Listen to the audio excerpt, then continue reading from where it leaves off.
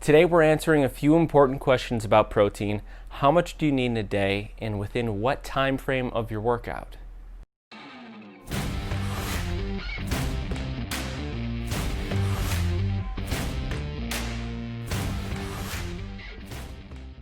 Hey everyone, welcome to the channel. Thanks for checking us out. So if you've ever looked up anything on protein, you've probably seen there's a million different answers. What I wanted to do was put together a video that gave you a little bit more context on some of the scientific research and show you what some of the scientific literature says. So let's jump right into that. First off, why is consuming protein so important? Assuming you're a person exercising, looking to get bigger, stronger, or just simply stay in shape. While exercising, you'll be damaging your muscle fibers. This is where we will experience muscle protein breakdown. Although the end game, we want to experience muscle protein synthesis. This process will help repair damaged muscle fibers. Even for those trying to stay fit, we need a certain amount of protein for recovery and normal function. How much protein do you really need in a day? Well, for that question, I came across a meta-analysis. It used 49 different studies, over 1,800 participants, and it was looking to see the difference amongst strength, hypertrophy, and fat-free mass in individuals that participated in resistance training. So this analysis was interested in answering this question: is there a protein intake beyond which protein supplementation ceases to provide a measurable benefit in increasing muscle mass during resistance exercise training? The findings showed some of the obvious things we would expect to see, like increases in strength, muscle size, and increased fat-free mass. But we also got a pretty straightforward answer. Protein supplementation beyond a total daily protein intake of roughly 1.6 grams per kilogram a day during resistance exercise training provides no further benefit on gains in muscle mass or strength. So for those of you who don't use kilograms and use pounds, I'm going to convert this for you. That is 0.7256 grams per pound per day. Now we're just going to make this math a little simpler and round up to 0.75. So we have a better understanding, but how do we calculate this?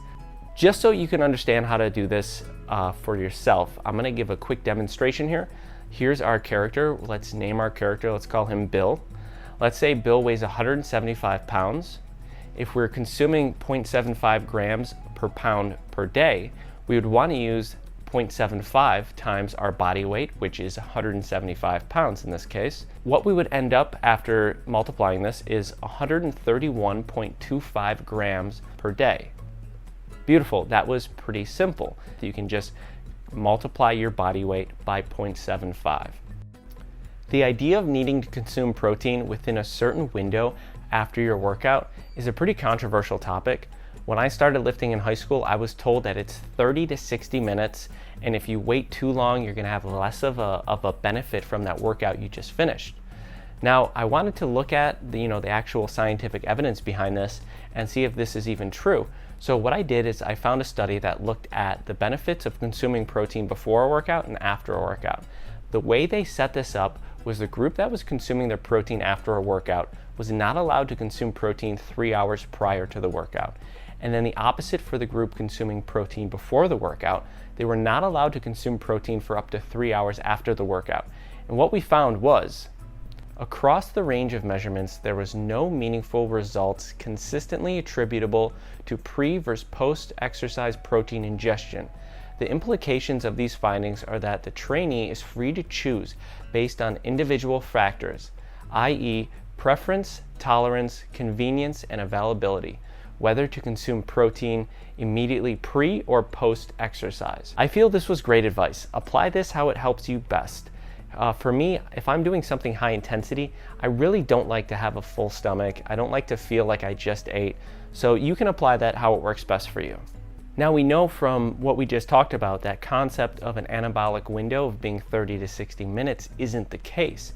The authors hypothesized and stated that the interval for consumption may be as wide as 5 to 6 hours after exercise, depending on the timing of the pre-workout meal.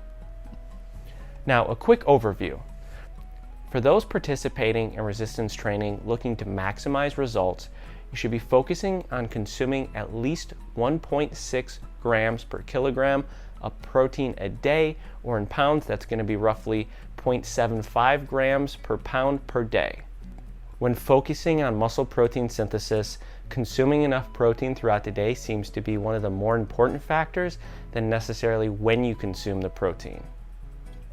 It's personal preference on consuming protein before or after a workout.